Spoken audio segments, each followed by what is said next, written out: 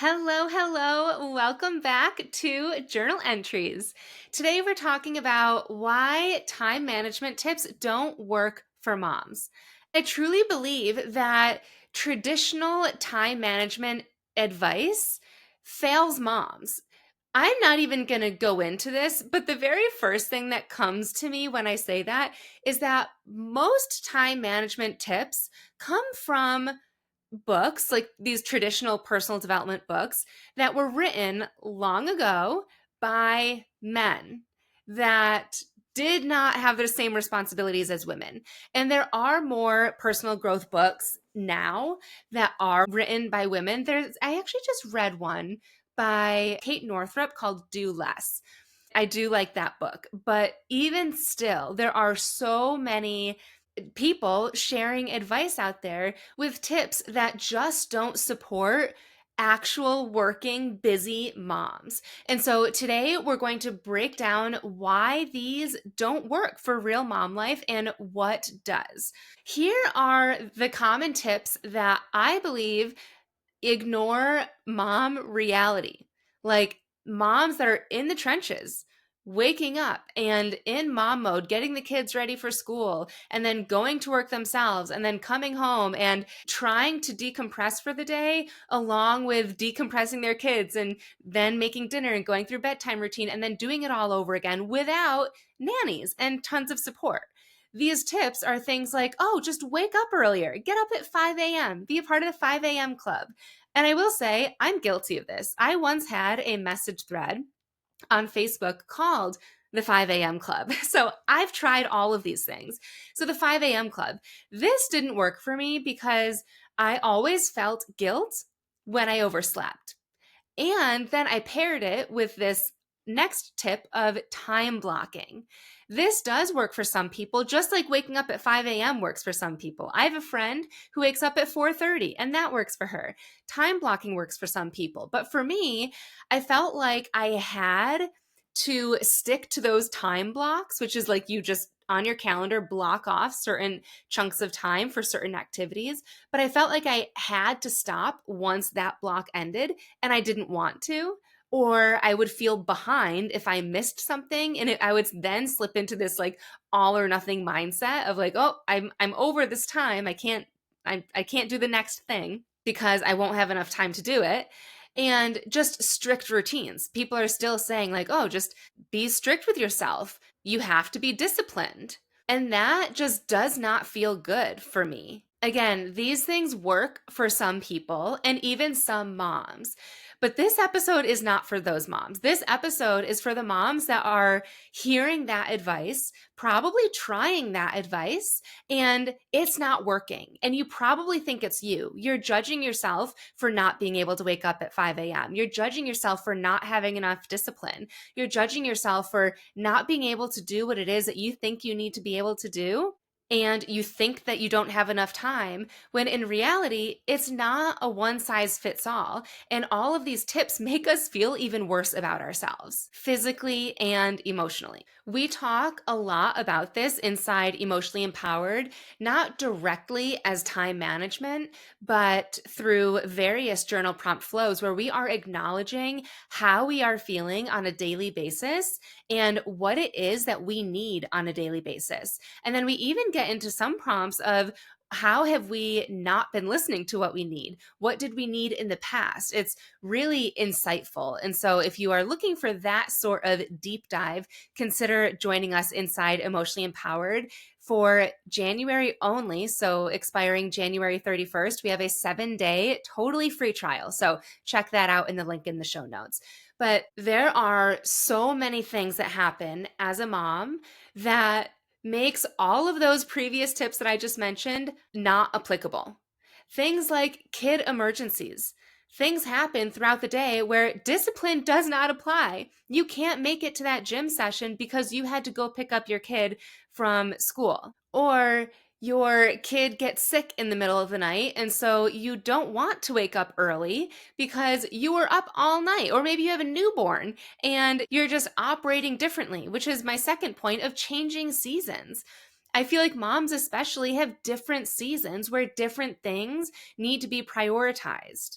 Are you in the new mom phase, the new mom season that requires very different emotional support, physical support, and different decisions that go with that than the next phase of being a mom, which is like of toddlers and young kids, and then a little bit older. And then within each of those phases, are you a single mom? Are you a married person with actual support or a primary parent with not much support? Do you have a village around you? Are you going through relationship struggles? There's so many different features that go into what type of season you are in right now. So, really, just being aware of that season for you and how time management will look differently based on that season. Next is energy management versus time management. Energy, as you may know, is my word of 2025. What I mean when I say energy is my internal energy. It's my intuition. It's knowing what fuels me, what lights me up, and what drains me. In terms of managing your energy, sometimes we just need more sleep. Last night, the past few nights actually, my son has been getting up at 3:30 in the morning, and I've had my alarm set not for 5 a.m. but for 6:30, and I just have not had it in me to get up at 6:30. And so I have been pressing snooze and snooze and snooze and then just letting my body sleep. And one morning I slept in until 9 a.m. because my son is on Christmas break currently at the time I'm recording this. And I have that flexibility to send him to a sitter a little bit later, and it's totally fine. I know that my body needed more sleep that day. In fact, I've been tracking my sleep just loosely. I don't have any like trackers or monitors or anything, but I'm starting to learn that my body needs a solid 8 to mostly 9 hours of sleep. And then after 9 hours, I can wake up and I'm still sleepy, but I'm mostly refreshed after about 9 hours. When my son is waking up in the middle of the night, I don't feel refreshed after 9 hours. I need even longer. So, giving yourself that grace of your energy is different every day. Maybe it was that your kid also woke up in the middle of the night, or maybe your kid just was extra whiny and needy, or maybe sick, or just needed more from you that day, and it required more energy from you that day. Irrelevant of time, your energy matters. The way that I incorporate all of this into my daily life so that I don't get pulled into the 5 a.m. club and the guilt that comes with that and the pressure that comes with that is I listen to my body and my intuition. I never used to do that. And now it's the first place that I go to. I try to calm my mind. I try to calm the chatter in my brain, and I simply just check in and ask myself, what is it that I need right now? I do this in the middle of the night when I'm trying to decide if I want to wake up early or press snooze. I will say that's a little biased. I almost always want to press snooze, but sometimes I don't. Sometimes I ask myself that question, and I know that I do feel best when I get up before my son. And so there are many mornings where I ask myself that, and I will get up early because I really value that time to journal and have some space to drink my energy drink and maybe do a little bit of work before my son wakes up. I will ask myself and check in throughout my workday. I work from home. And so I have the pleasure of getting to see the mess that my house is throughout the day. And so before picking up Griffin from daycare or the sitter, I will often just check in and say, okay, Sam, what will feel best when I log off today? Or what will feel best when I come home with Griffin and pick him up? What type of energy and environment do I want to walk into? Sometimes I just keep working and I just want to get more done off my plate, and that feels best. Sometimes I end work a little bit early so that I can go do dishes or pick up a little bit because that feels like it would be best for me. And that's how I manage my time and all of the things on my to-do list. But let's get into 3 specific ways that you can create your own intuitive schedule. I'm loving the way this episode is coming out. I don't really talk about intuition too much, yet I feel like it's something that I've been so much in tune with and something that's really been guiding me. So I hope that you really are going to love this. After I share these three, I will give you some journal prompts and exercises as well. So the first strategy is energy mapping. What this is instead of planning your day by the clock in time management, map it to your natural energy flows. What I mean by this is I know that I am my sharpest, most energized physically right after school drop off. So that is when I tackle my most important work calls or the most important things that I have to do that day. And on my to-do list, I prioritize like if I got one thing done today or two things done, what would those two things be where I would feel proud? And that's what I do first at that time. I also know that by 4 p.m., I'm in mom mode. That's when I leave to go pick up my son. I am not really on social media after that. I'm not texting people. I'm not much of anything after 4 p.m. And that's okay. That's how my energy works. So know where your energy is. And I'll give you a journal prompt for that in a second. The second strategy is flexible blocking, not necessarily time blocking. So rather than those rigid time slots, create looser chunks of time. My morning chunk is getting us out the door. And some days that's smooth sailing by like 8:30ish. I have the luxury to drop Griffin off later right now.